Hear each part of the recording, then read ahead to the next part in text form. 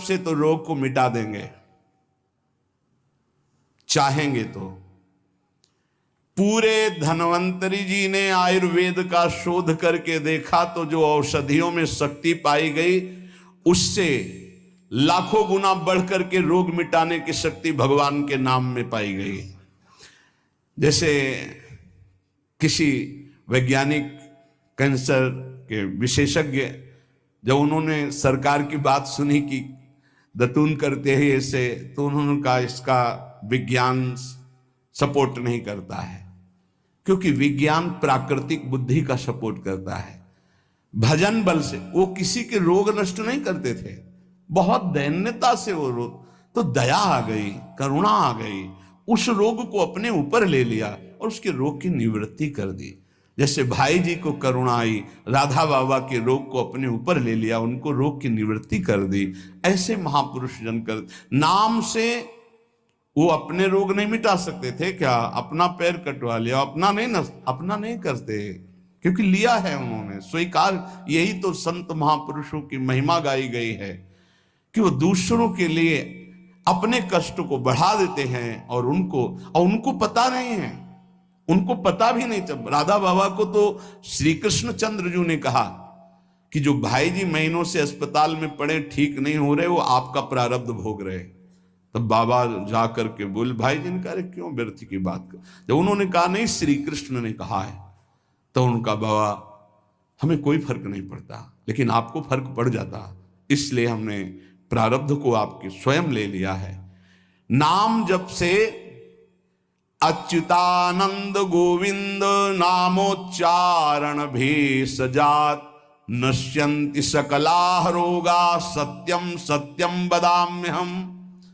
अब आप एक प्रसंग पर ध्यान दीजिए, महाप्रभु चैतन्य देव के जब तीर्थ याटन में महाप्रभु चैतन्य देव विचरण कर रहे थे, तो एक नगर में गए जहां जाते थे हजारों लाखों लोग उनके दर्शन के लिए दौड़ पड़ते थे। महाप्रभु साक्षात प्रेम मूर्ति, और भगवान करुणा करके ऐसे रूपों में आते हैं जगत मंगल करने के लिए।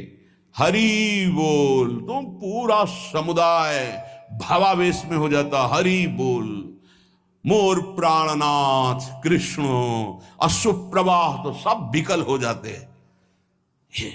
जैसे भरत जी चित्रकूट में सिया राम, तो पूरा चित्रकूट मानो सिया राम में हो गया हो। उस नगर के लोग परमानंद का लाभ लिए, महाप्रभु चैतन्य देव चल दिए।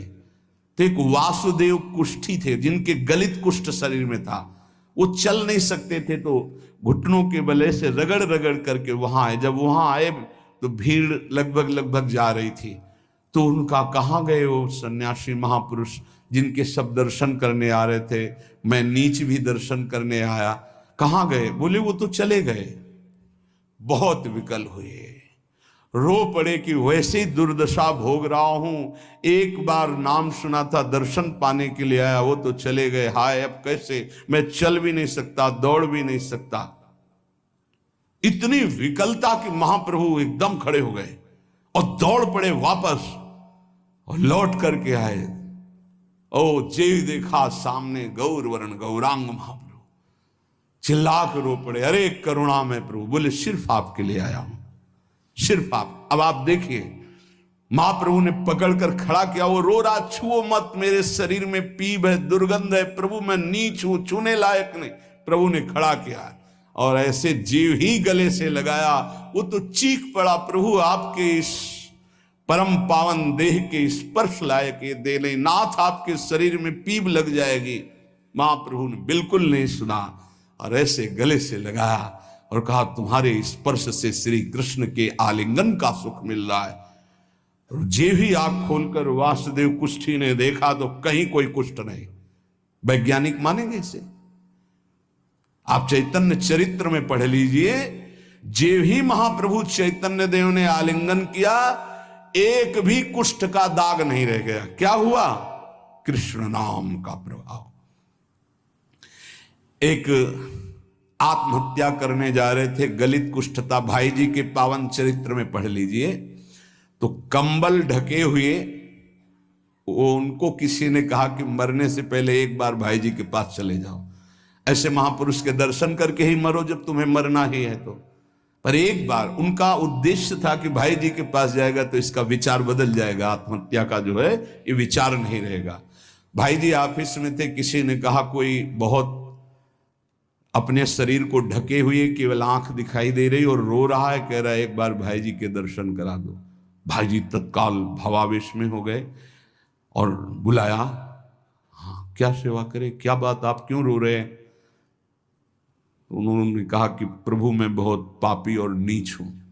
नहीं नहीं भाई ऐसा मत बोलो, क्या बात है, आप कंबल से अपना मुख क्यों ढके, हटाइए। तो जे भी हटाया तो घाव पीप पूरे शरीर में, गलित कुष्ठ, पापों का बड़ा भारी दंड।